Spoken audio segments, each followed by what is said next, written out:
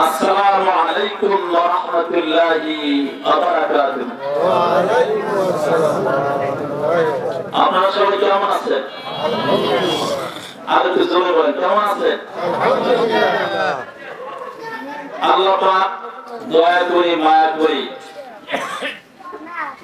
আমাদের বিছানাকে পরিত্যাগ করে স্বর্ণের টুকরার মতো যাচাই করে এই দিনে জলসায় বসার তৌফিক এনায়েত করেছেন। সেজন্য কি আল্লাহ শুকরিয়া আদায় করার দরকার আছে না? সবাই বলেন, আছে কি না? সেজন্য সকলে বলি আলহামদুলিল্লাহ। আলহামদুলিল্লাহ। আমরা সেই মহান আল্লাহর দরবারে শুকরিয়া আদায় করলাম। লক্ষ কোটি দরুদ ও সালাম আখিরি নবী দোজাহানের সরদার জনাবে মুহাম্মদ রাসূলুল্লাহ সাল্লাল্লাহু আলাইহি ওয়াসাল্লামের উপরে। আপনারা নিশ্চয় অবগত আছেন, দুনিয়ার বহু জলসা আছে। এই জলসাগুলোর মধ্যে শ্রেষ্ঠ জলসা হচ্ছে ইসলামী জলসা। বলো তো কোন জলসা? ইসলামী জলসা। যেখানে বসে আছেন এটার স্থানটার নাম কি জানেন সবাই? রিয়াজুল জান্নাত। এর নাম কি? জান্নাত দেখছেন আপনারা কেউ? জান্নাত দেখেন নাই? জান্নাতের নিয়ামত দেখেছেন আপনারা? দেখেন নাই। আল্লাহ দেখেছেন? দেখেন নাই। রাসূল সাল্লাল্লাহু আলাইহি ওয়াসাল্লাম কি দেখছেন? কেউ হয়তো বা দেখতে পারে, কারণ যেহেতু রাসূল সাল্লাল্লাহু আলাইহি ওয়াসাল্লামের সাথে যদি প্রেমের সম্পর্ক থাকে, রাসূলের যদি মহব্বত থাকে, তাহলে আল্লাহ পাকের ইচ্ছায় নবীকে স্বয়ং সম্পূর্ণ দেখতে পারে না, পারে না? তাহলে আমরা আল্লাহকে না দেখে, জান্নাতকে না দেখে, জাহান্নামকে না দেখে আমরা জাহান্নামের ভয়ে, জান্নাতের আশায় আরামের ঘুমকে হারাম করে এই সুন্দর মজলিসে এসে বসার জন্য যে সুযোগ পেয়েছেন, সেজন্য জোরে সোরে বলি আলহামদুলিল্লাহ। আমি কোরআনুল কারীম থেকে একটি আয়াত তেলাওয়াত করেছি আর হাদিসটি সংক্ষেপভাবে তেলাওয়াত করেছি। এভাবে কথা হবে ইনশাআল্লাহ। তাহলে আপনাদেরকে বলি, আমরা সবাই কি বলেন তো? মুসলমান। আমরা কি মুসলমান? আমাদের নবীর নাম কি? কথা বলেন না কেন? মুহাম্মদ সাল্লাল্লাহু আলাইহি ওয়াসাল্লাম। মুহাম্মদ সাল্লাল্লাহু আলাইহি ওয়াসাল্লাম বলতে কি অর্থ হয়? আমাদের ধর্মের নাম কি? ইসলাম ধর্ম। আমরা মুসলমান। আমাদের নাম আছে কোরআনুল কারীমের ভিতরে।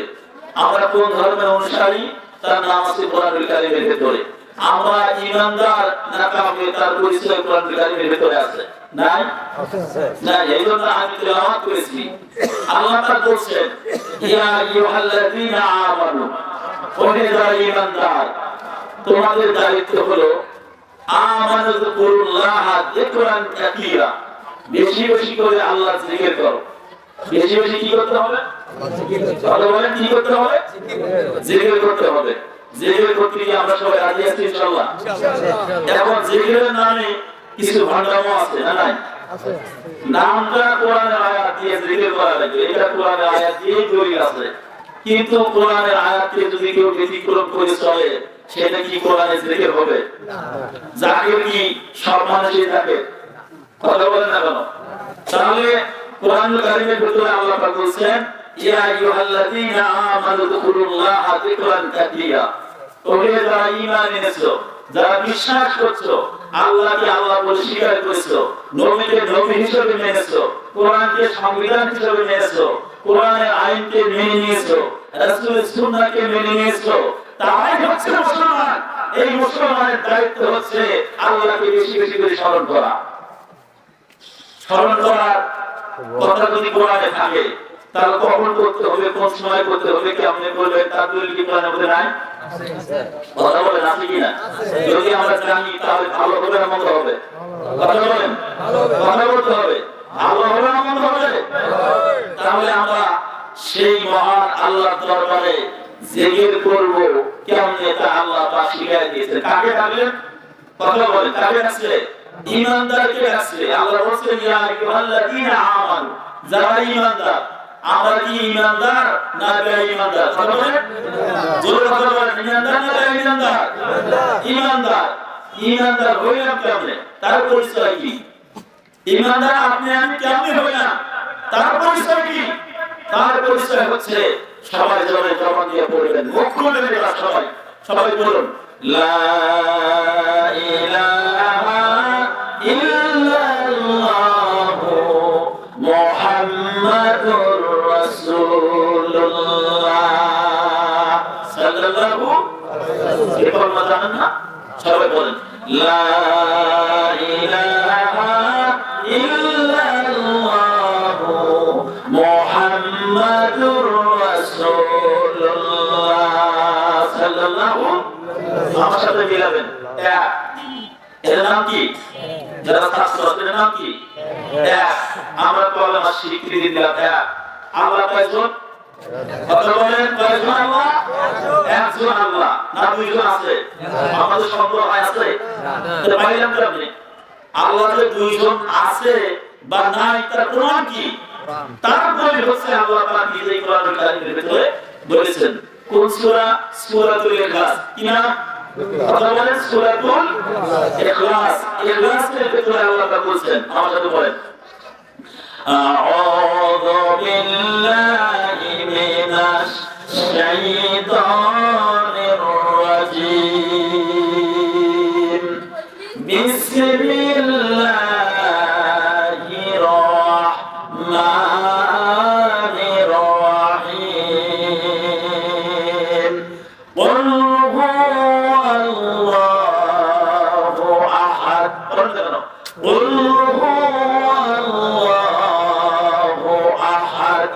আল্লাহ কয়জন? এক, আল্লাহ ওয়াহিদ। আল্লাহ পাক এই পৃথিবীতে স্বীকৃতি দিয়েছেন আল্লাহ হচ্ছে একজন। ছোট্ট একটা সূরা, এই সূরা আমি বলি, এই সূরাটি হচ্ছে একটা ঝিনুকের মতো, একটা স্বর্ণের টুকরার মতো। আল্লাহ পাকের পরিচয় কোরআনুল কারীমের ভিতরে, এই সূরার ভিতরে আল্লাহ পাক দিয়ে দিয়েছেন। আল্লাহ বলেন আর এই পৃথিবীতে এমন কোন সৃষ্টি নাই। আল্লাহ পাক কোন আয়াতের ভিতরে বলেছেন লাউ কানা ফীহিমা আলিহাতুন ইল্লাল্লাহু লা ফাসাদাতা। আল্লাহ ছাড়া যদি এই দুনিয়ায় কোনো দুই সম্মান থাকতো তাহলে ফাসাদ সৃষ্টি হয়ে যেত, হাঙ্গামা সৃষ্টি হয়ে যেত। আজকে সূর্য পূর্ব আকাশে উদিত হয়েছে, আরেকজন বলতো আগামীকাল থেকে পশ্চিম আকাশে উদিত হবে, কিন্তু এই যে দুই দ্বন্দ্ব সৃষ্টি হয়ে যেত তাহলে মানুষের বাঁচার কোনো পথ থাকতো না। এই জন্য আল্লাহ পাক বলেছেন কুল হুয়াল্লাহু আহাদ আল্লাহুস সামাদ লাম ইয়ালিদ ওয়া লাম ইউলাদ ওয়া লাম ইয়াকুল লাহু কুফুয়ান আহাদ। কি সুন্দর করে আল্লাহ পাক বললেন। আল্লাহ বলেছেন আমি এই কথা তোমাদেরকে জানিয়ে দিলাম দুইজন আল্লাহ নাই। এই জন্য আল্লাহ পাক বলেছেন সূর্য যেখানে উদয় হয় আর সূর্য যেখানে অস্ত যায় কেউ করতে পারে না। এই সব কিছু নিয়ন্ত্রণ করে একমাত্র আল্লাহ। কে নিয়ন্ত্রণ করেন? আল্লাহ। আল্লাহ পাক বলেছেন সূরা রহমান খুলেন, সূরা রহমানের ভিতরে আল্লাহ পাক বলেছেন الشمس والقمر بحسبان والنجم والشجر يسجدان। সূর্য আর চন্দ্র এই দুইটা আল্লাহ পাক বলেছেন সূর্য আর চন্দ্র সবকিছু হিসাবের সাথে নিয়ন্ত্রিত হয়, একদিনও কোনদিন কম বেশি করে নাই আল্লাহর বান্দারা। আপনাদেরকে বলি আল্লাহ পাক বলেছেন বান্দারে সূর্যের দিকে তাকায় দেখো, সূর্য যখন পূর্ব আকাশে উদিত হয়ে যায় আবার পশ্চিম আকাশে অস্ত যে আল্লাহর সেজদা করে বলি মারহাবা। রবি শশী দিবানিশি, রবি শশী দিবানিশি ঘুরছে আদেশে তার, চলেছে ইঙ্গিতে তারে বিশ্ব দরবার। রবি শশে দিবানিশি ঘুরছে আকাশে তার চলেছে ইঙ্গিতে তারে বিশ্ব দরবার আরম্ভ তার নামে বিশ্ব সৃজনদার রসে নারী দিল ভাষা কি চমৎকার বলে মারহাবা। কে দিয়েছেন এগুলো? আল্লাহ আল্লাহ বলেন গাছের দিকে তাকাও, গাছের দিকে তাকাও বান্দারে। সেই গাছ কি করলো? গাছ যখন সূর্য যখন উদয় হয়ে গেল, সেই গাছটি তোমার কাছে ভাগ হয়ে গেল।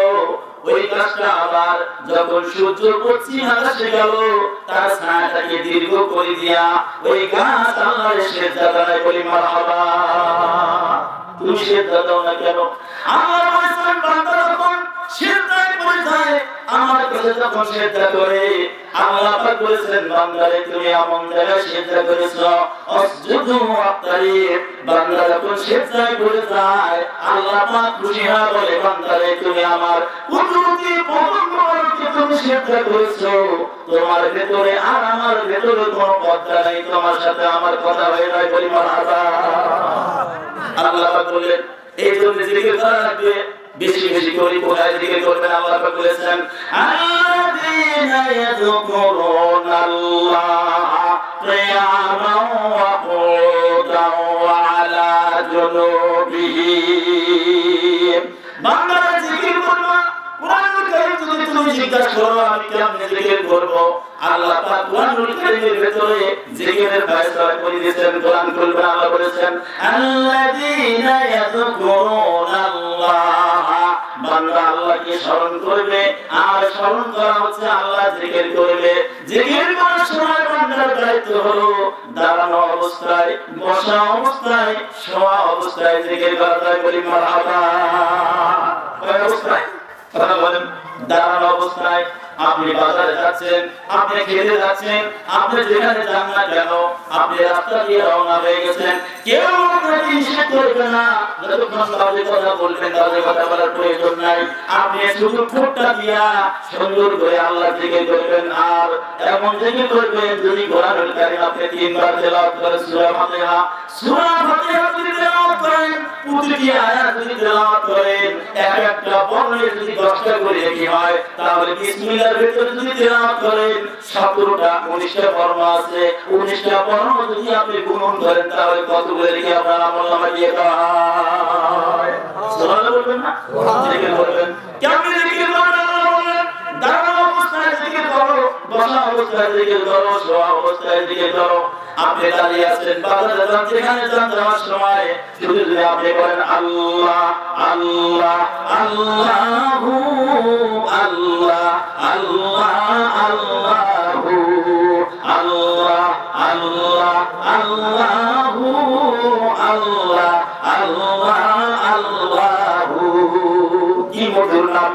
এরপরে যদি আপনি আপনি জিকির করেন লা ইলাহা ইল্লাল্লাহ, লা ইলাহা ইল্লাল্লাহ, জোরে সাউন্ড দেন, ইল্লাল্লাহ, লা ইলাহা ইল্লাল্লাহ, লা ইলাহা ইল্লাল্লাহ, লা ইলাহা ইল্লাল্লাহ মুহাম্মাদুর রাসূলুল্লাহ সাল্লাল্লাহু আলাইহি ওয়াসাল্লাম। এবার কলমা ছেড়ে দেন, যদি সুবহানাল্লাহ আলহামদুলিল্লাহ আপনি জিকির করেন, চলবে জিকির? চলবে না? জিকির করলেন, শুরু করে দেয় আপনি কোন সূরাটা করেন? কোরআনুল কারীমের ভিতরে পুরা কোরআন শরীফের ভিতরে 114টা সূরা আছে, বুঝতে বলি না ভাই আমার, 114টা সূরা আছে, 6666 আয়াত আছে।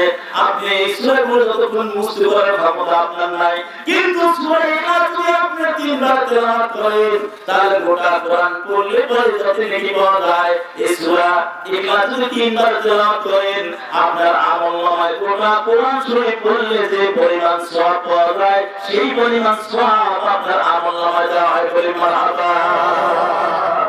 কোরআনে কয়টা আমার কাছে শুনে আমি গত বলেছি, আল্লাহ পাক বলেছেন কোরআনুল কারীম এমন এক গ্রন্থ তোমাকে দিলাম বান্দারে, এই কোরআন যদি তুমি পড়ো তোমার চোখে জ্যোতি বাড়বে, তোমার মুখের জড়তা দূর হয়ে যাবে। হযরত মুসা আলাইহিস সালাম যখন ফেরাউন তাকে শাস্তি দিয়েছিল, ছোট মানুষ ফেরাউনের গালে থাপ্পড় মেরেছিল, এক থাপ্পড়ে কাম হয়ে গেছে। কাসালাম দিয়ে বললেন একটা থাপ্পড় মেরেছিল, এক থাপ্পড়ে বেহুশ হয়ে পড়ে গেল।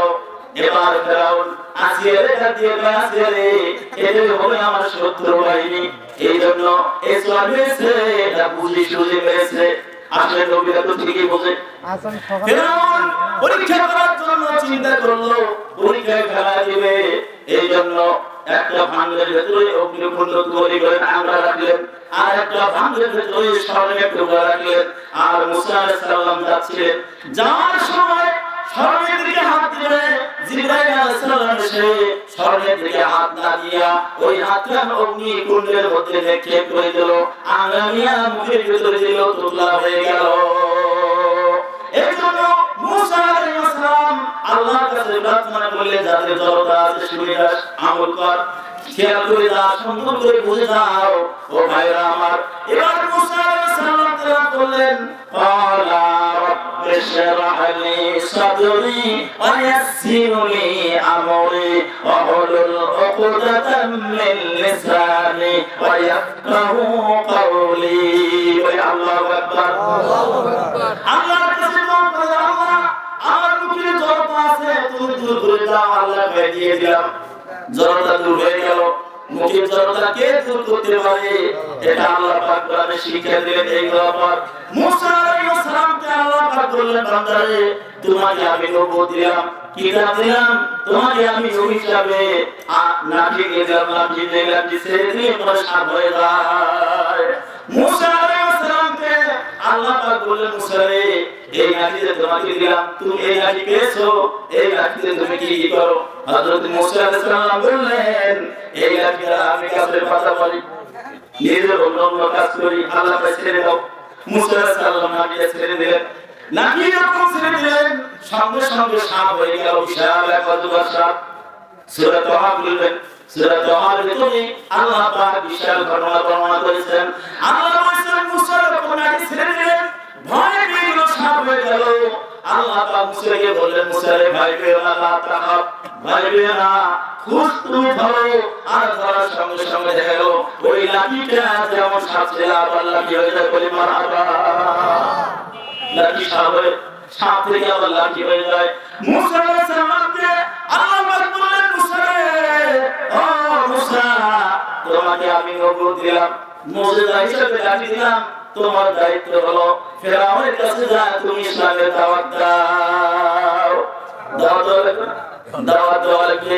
এই জন্য মুসা আলাইহিস সালামকে আল্লাহ পাক বললেন, মুসা রে এত কিছু দিলাম, মুসা তুমি জানো আমি তোমার কমন স্রষ্টা, তুমি আমার কাছে শুনে। আল্লাহ বললেন, ইন্নানি আলাল্লাহু লা ইলাহা ইল্লা আনা ফা'বুদুনি ওয়া আকিমিস সালাতি লিযিক।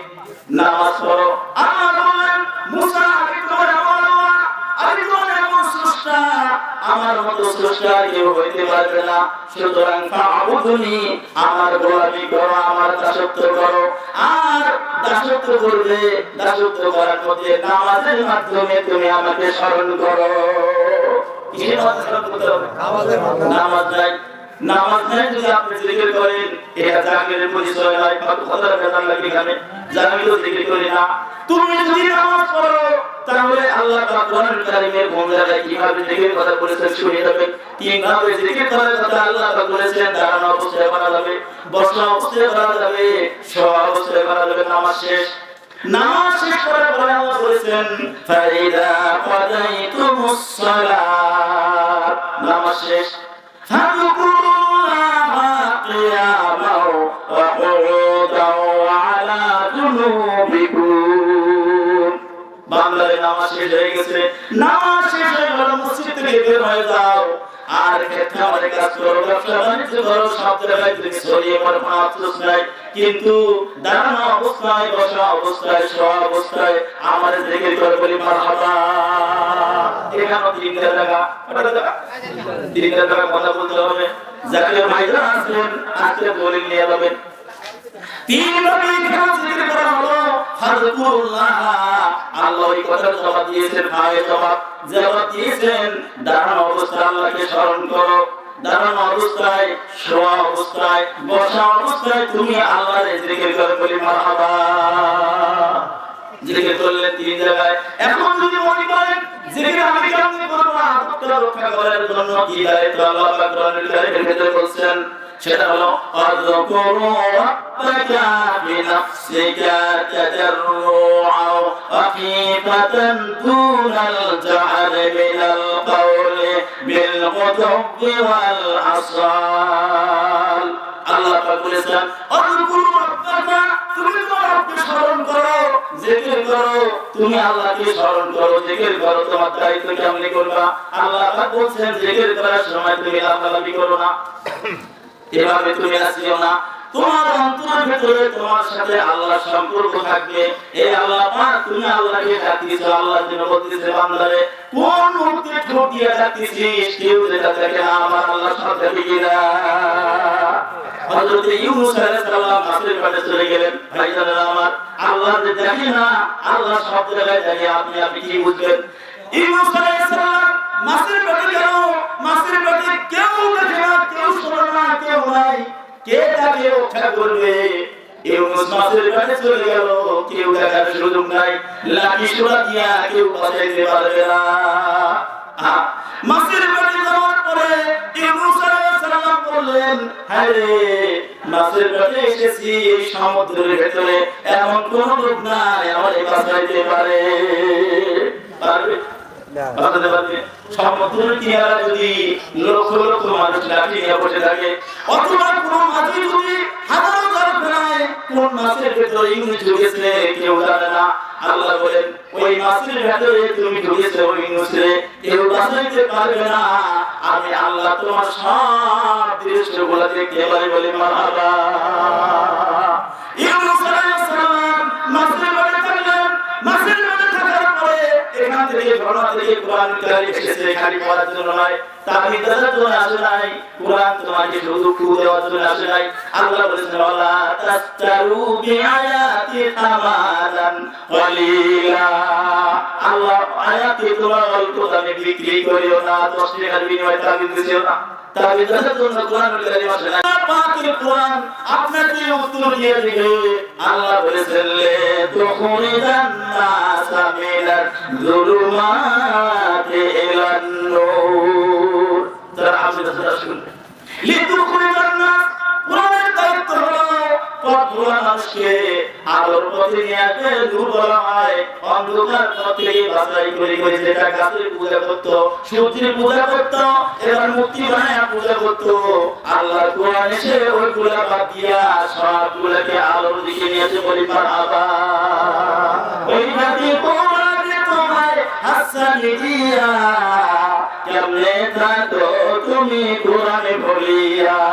যদি বলেন লা ইলাহা ইল্লাল্লাহ, লা ইলাহা ইল্লাল্লাহ, লা ইলাহা ইল্লাল্লাহ, লা ইলাহা ইল্লাল্লাহ। দেখো মওলার কি খেলা, আরে দেখো মওলার কি খেলা, ডঙ্কা বাজে কারবালা, হোসেন শহীদ কারবালা, লা ইলাহা ইল্লাল্লাহ, লা ইলাহা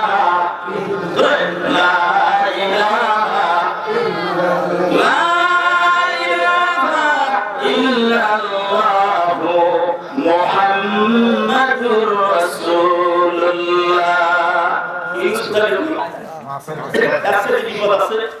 আমরা বলি কেউ দেখতে পারে না, কোন সাহায্য করে না, আছে বাচ্চার মত নাই।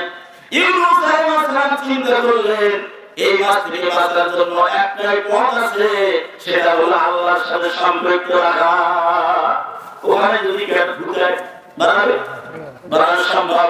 এই জন্য ইউনূস আলাইহিস সালাম সুন্দর করে তিনি বললেন, লা ইলাহা ইল্লা আনতা, আল্লাহ তুমি ছাড়া কেউ মাবুদ নাই। আর আমি জুলুম করেছি, অত্যাচার করেছি, নির্যাতন করেছি, অন্যায় করেছি, সুতরাং তোমার কাছে আপত্তি, এই সমুদ্রের মাছের পেট থেকে বাঁচার জন্য কোনো পন্থা নাই, কোনো রাস্তা নাই।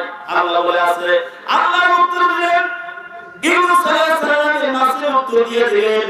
আর আল্লাহ পাক বলেন, ফাস্তাজাবনা লাহু ওয়া নাজ্জাইনাহু মিনাল গাম্মি ওয়া কাযালিকা তুনসিল মুমিনিন।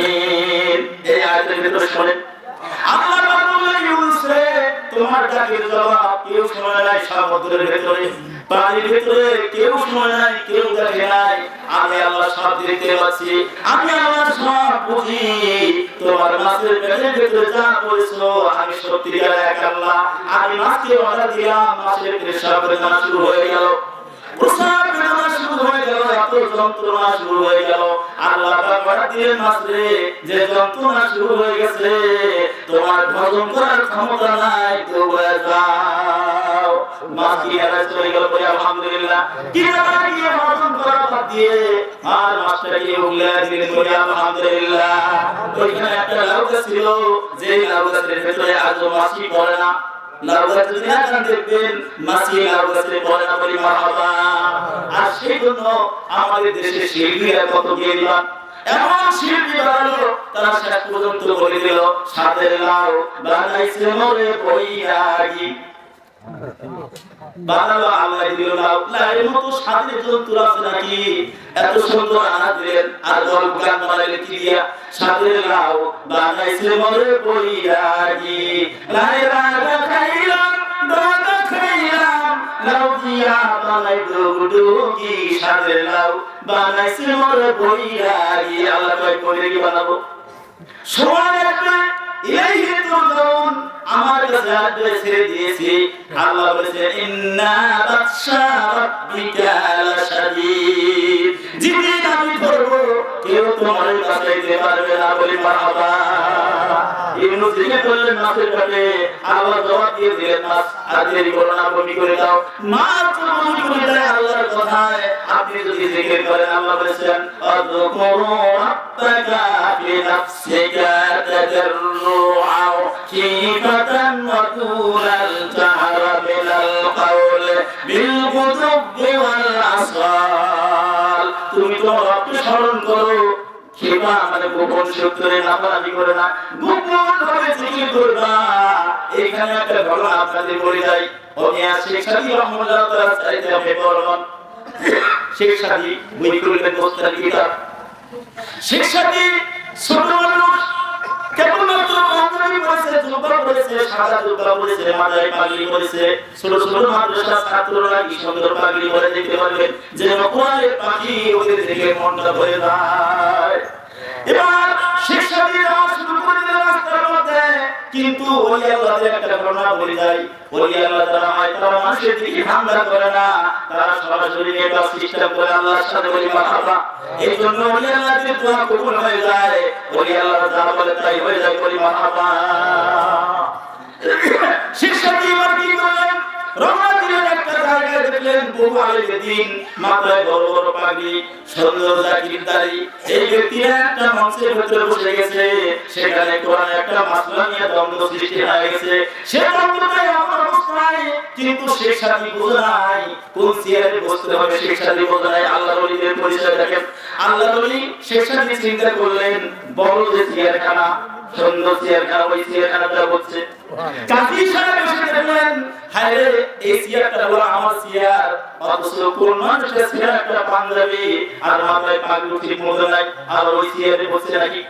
এর কথা হলো ওই চেয়ারে বসে পুলিশকে ইশারা দিচ্ছে, পুলিশ রে এবারে নামায় দাও, কিন্তু ওরা কোন ব্যক্তিও জানে না। আল্লাহর ওলিদের পরিচয় কেমনে বলতে পারি না। ও বন্ধু, এইবার শেখ সাদীকে নামায় দিল মঞ্চ থেকে। নামাজিয়া ভাঙা একটা চেয়ারের মধ্যে বসিয়ে দিয়েছে শেখ সাজি। ওই চেয়ারের মধ্যে বসে কিন্তু ঠোঁটের মধ্যে জেগে আছে আল্লাহ আল্লাহ, নিয়ে গেছে আল্লাহর সাথে, আল্লাহর সাথে সম্পর্ক রাখছে। আল্লাহ তাআলা শেখ সাজি দেরি কর, একটু পরে খেলা দেখবি, এমন খেলা খেলবো, যেই খেলা খেলবি এমন খেলা তোর খেলাবো আমি, আর বুঝতে পারবে কেমন শেখ সাজি হয়েছে। বলে আলহামদুলিল্লাহ।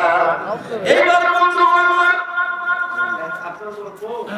বন্ধু আমার, এইবার শেখ সাজি ভাঙা চেয়ারের মধ্যে বসে আছে। আল্লাহ বলি কথা কয় না, তোরা মশলা নিয়ে গিয়ে বিক্রি কর। মশলা নিয়ে টেবিল খাবার শুরু হয়ে গেল, কেউ মশলার উত্তর দিতে পারে না। শেখ সাজি কয় এইবার দেখবো খেলা কেমনে শুরু হয়ে যায়, আল্লাহর খেলা। এই জন্য আল্লাহর নবীর খেলা কেমন খেলা খেলে শেখ সাজি এবার চুপ করে বসে আছে। কিন্তু যত লোক আলে ছিল তারা কিন্তু মশলার ফতোয়া বাই করতে পারে না। শেখ সাজি ছোট মানে দাঁড়িয়ে গেছে, দাঁড়িয়ে বলতেছে কেউ যখন মশলার উত্তর দিতে পারলো না তাহলে আমি বলে দিই। তখন বললাম কি বলবো, বলে হ্যাঁ বলে। তখন বলে তুমি ছোট মানুষ কি বলবা, বলে যদি মশলার উত্তরটা সঠিক হয় তাহলে মানবা, আর যদি ব্যাঠিক হয় তাহলে মানার প্রয়োজন নাই। শেখ সাজি এবার উত্তর বললো, ওই যে চেয়ারটা আমাদের নামায় দিছো, ওই চেয়ারটা আমাদের আগে দেওয়ালে বলি মারহাবা। কি আদব খেলা খেললেন ও বন্ধুগণ।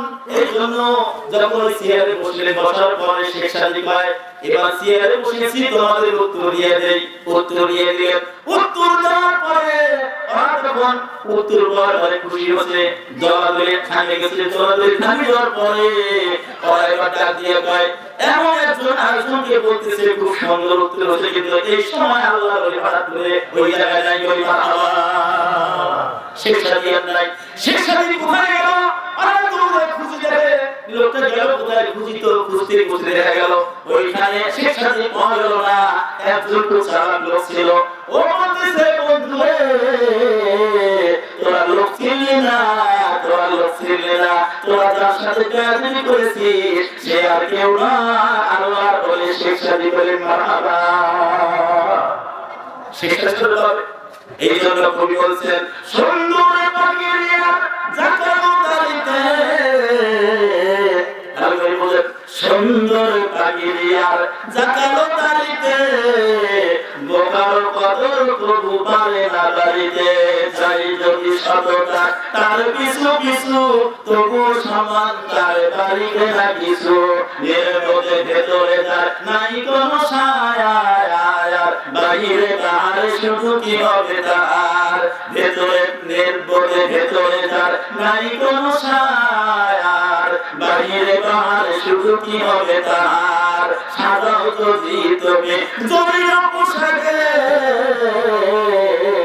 তবু কোনো মূল্য হবে না কারো ধারে। বলি মারহাবা। শেখ সাজি চলে গেল। শেখ সাজি যাওয়ার পরে শেখ সাজি যখন চলে গেল, এই জন্য দেখতে হবে আপনারা যারা যাকে আসলে বলে যাই আপনারা রাস্তায় চলবে কোনো কথা বলতে নাই, রাস্তায় চলতেছেন অন্তরটাকে কর্মের সাথে আটকে দেন। মুমিন বান্দারা কারোর সাথে বেশি কথা বলে না, আল্লাহর ওলিরা বেশি কথা বলে না, দোষকে হাতের ভিতরে নিয়ে অথবা দোষকে সারা দিকে করতেছে, সম্পর্ক লাগাইছে আল্লাহর সাথে। এখানে একটা কথা বলি যাই, সাড়ে সাথে একটা মহিলা ছিল, সাথে একজন আল্লাহর ওলি ছিলেন।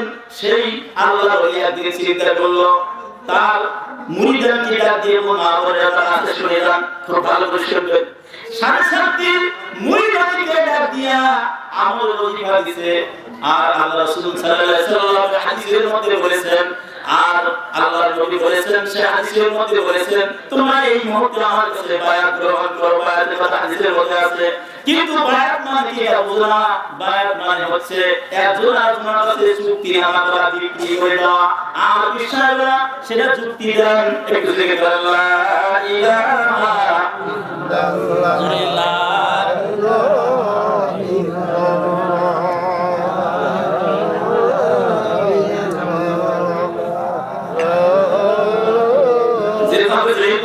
বাবা, এই যে তুমি করতে বলছো তাহলে আর আমার কথা তাকবীর দিতে দেওয়া লাগে। তা আমরা দেখতে পাবো যে যুদ্ধের ময়দানে পালন ছাড়াও করে থাকবে, কি বলে জিকির করার উপরে আছে, নাই। যদি থাকতো আপনার যেখানে এমনি উঠবে। আমি বলি মুরাকিবা মুশাহিদা বুঝে গেলাম, মুরাকিবা মুশাহিদা বুঝে গেলাম, এটা কোরআন খুলেই পাবেন। আমি সেই জন্য কথা সাবজেক্টটা নিয়েছি, যেহেতু এটা সেই ধর্মই কি বলে, তাহলে সাড়ে সাতটি তার মুরিদানকে আমলের অধিকার শিখেছে, এই আমল করো, এই আমল করো, পীর করো না মুরিদ করো, এবার খেলা চলবে। খেলা হয় না? খেলা হবে। সাড়ে সাতটি মুরিদান ছোট্ট শিশু বাচ্চা এবার হাতে করে নিয়ে আসতেছে, আসার পরে বললো ঈশ্বরকে ডাকি বলতেছে, হুজুর এই আমার ছেলেটা দিয়া একটু শিক্ষায় শিক্ষিত করবেন, শিক্ষায় শিক্ষিত করবেন। বিশ্বাস শিখিয়ে দেয়, কিন্তু বিশ্বাসের একটা অভ্যাস আছে, মুরিদকে যাচাই করার জন্য বদনা আছে, বদনা বদনা শুনে আপনারা ছেলেটা বলছে, বাবা এক বদনা পানি দাও ওই যে নদীর কিনার থেকে, খারাপ লাগছে, এক বদনা পানি দাও।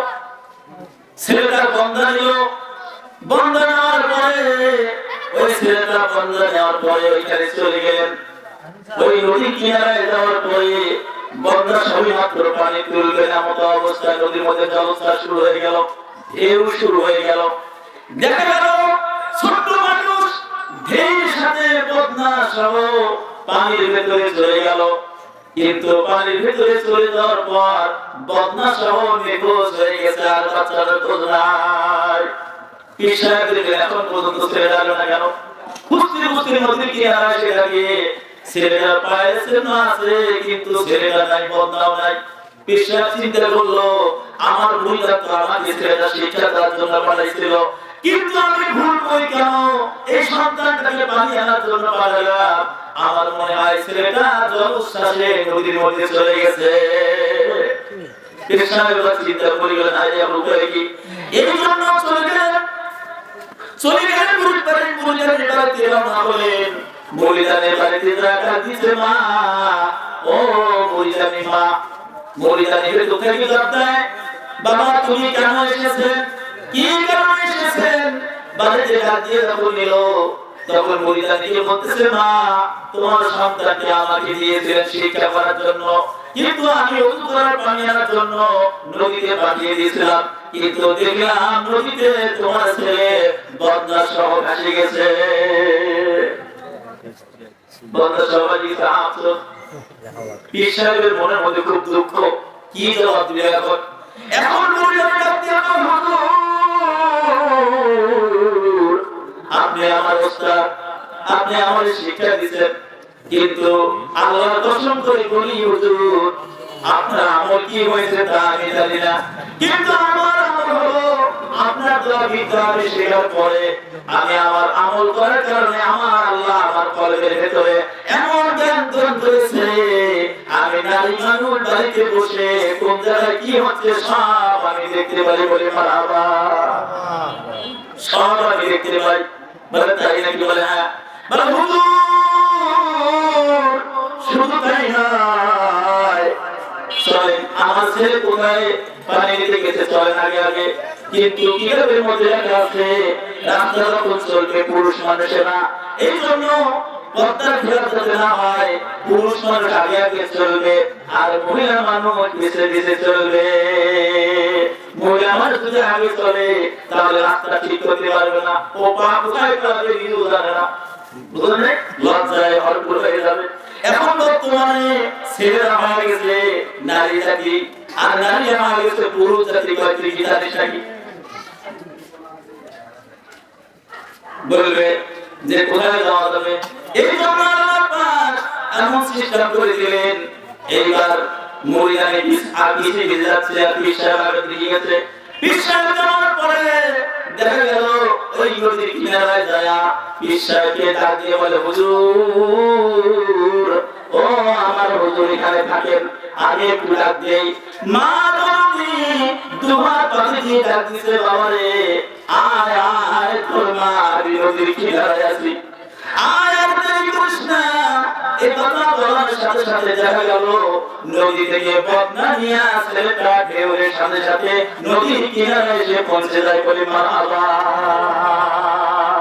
পাইজো দিনে রালায় নবী পাইজো দিনে রালায় ধরিয়া রাখিব আমি ধরিয়া রাখিব আমি মনের কোঠারায় পাইজো দিনে রালায় নবী পাইজো দিনে রালায় ধরিয়া রাখিব আমি ধরিয়া রাখিব আমি মনের কোঠারায় পাইজো দিনে রালায় নবী পাইজো দিনে রালায় আমার নবীর তুলনা এই জগতে মেলে না আমার নবীর তুলনা এই জগতে মেলে না কোন সাধনে পাইব তোমায় বলি বাবা। এবার যখন এখানে আসলেন আসার পরে আল্লাহ পাক কোরআনুল কারীমের ভিতরে এই ঘটনাগুলো বলে দিয়েছেন। সুতরাং এবার মুরিদের সামনে আচ্ছাদিত হয়ে গেলেন। এবার আরেকটি ঘটনা বলি। বাইজিদ বুস্তামি রাহমাতুল্লাহ তাআলা শুনে যান। একজন আল্লাহ ওলি ছিলেন, যেহেতু বক্তা আছে। বাইজিদ বুস্তামি রাহমাতুল্লাহ তাআলা একদিন আসরের সময় হয়ে গেছে, মুসাফিরে বাড়ি হয়ে গেছেন। সফরে যাওয়ার পরে একটা জায়গায় গেলেন, যাওয়ার পরে দেখলেন সেইখানে একটা গাছের তলায় তিনি গাছের তলায় ঘুমিয়ে গেলেন। আর ঘুমের সময় হঠাৎ করে একটা পাখি তার গায়ের উপরে পায়খানা করে দিল। আর বাইজিদ বুস্তামি রাহমাতুল্লাহ তাআলা ওই পাখির দিকে লক্ষ্য করলেন, দেখা করার সাথে সাথে দৃষ্টি দেওয়ার সাথে সাথে পাখির ওখানে আগুন লেগে পড়ে ছাই হয়ে যায়। বলে মারহাবা, আগুন লেগে গেল। এবার বাইজিদ বুস্তামি রাহমাতুল্লাহ তাআলা চলতে চলতে আসরের সময় হয়ে গেছে, একটা নামাজ পড়বে আসরের সময়ের জন্য। একটা বাড়িতে গেলেন, যা দেখলেন ওই বাড়িতে জায়গা দিলেন পেঁয়াজ মাছ ধরনি এক ঘন্টা পানি দাও তো ওদের করি। বাড়ি থেকে কোনো উত্তর আসে না, ভালো করে বুঝে যেতে হবে। বাড়ি থেকে কোনো উত্তর আসে না, বাড়িতে একবার ডাক দিলেও উত্তর আসে না, আর একবার ডাক দিলেও উত্তর আসে না, আর একবার যখন ডাক দিয়েছে একটু মেজাজটা গরম হয়ে গেছে, বলতেছে কে আছে বাড়িতে পানি দাও ওদের করে নামাজ আদায় করবো। এই কথা বলার সাথে সাথে ওই বাড়ির ভিতর থেকে একটা মহিলা বাড়ির উত্তরে দিয়েছে, বাইজিদে চিল্লাচিল্লি করবা না বাইজিদ, এরা গাছের তলায় পাখি মারার ঘটনা না।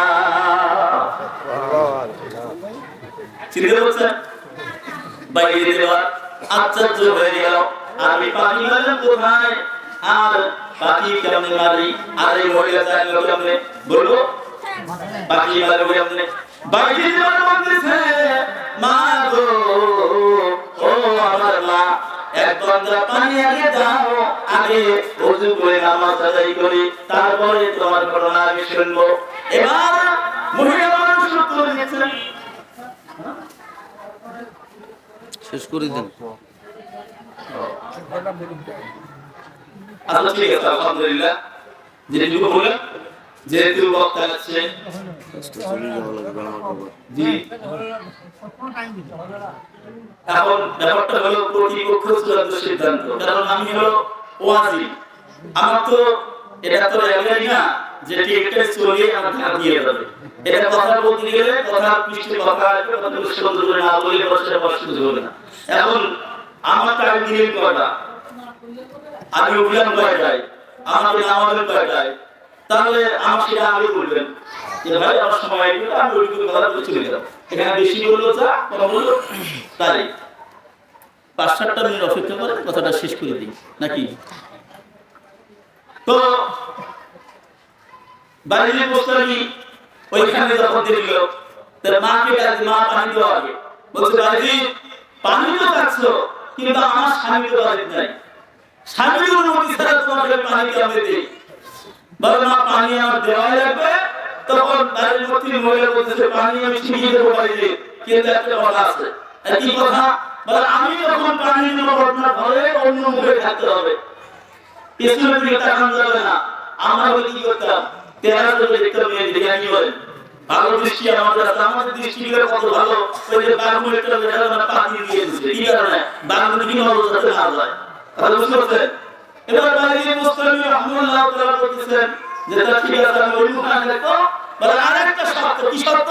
বলে আমি পানি দিব, দেওয়ার পরে ঘরের মধ্যে আসে একটা শব্দ করব, তখন তুমি ওই পানির বদলা নিয়ে আসে, আর পানি বদলা দিতে পারবে না। বলে ঠিক আছে, দুটো শর্ত মানে নিল। দুটো শর্ত মেনে নেওয়ার পরে তখন দেখা গেল ওই পানি নিয়ে এসে দিয়ে ঘরের মধ্যে একটা শব্দ করছে। শব্দ করার পর বাইরে কিছু টাকা দিয়ে বদলা ভরা ওখানে বললেন, আসরের নামাজ আদায় করলেন। আসরের নামাজ আদায় করে বাইরে করছে, এই মহিলা নামাজ পড়া বুজুর্গ বেশি, অতএব খোঁজ না নিয়ে বাড়িতে যাওয়া যাবে না। পেঁয়াজ লাগলো নাকি? কঠিন পেঁয়াজ লাগিয়ে গেল। এখন বাইরে বলতেছে, মা যেটাই বলো না কেন আমাকে বলতে হবে, আমি বাকি বললাম কোথায় আর তুমি ঘর থেকে জানলে কেমনে, এটা আমাকে বলতে হবে।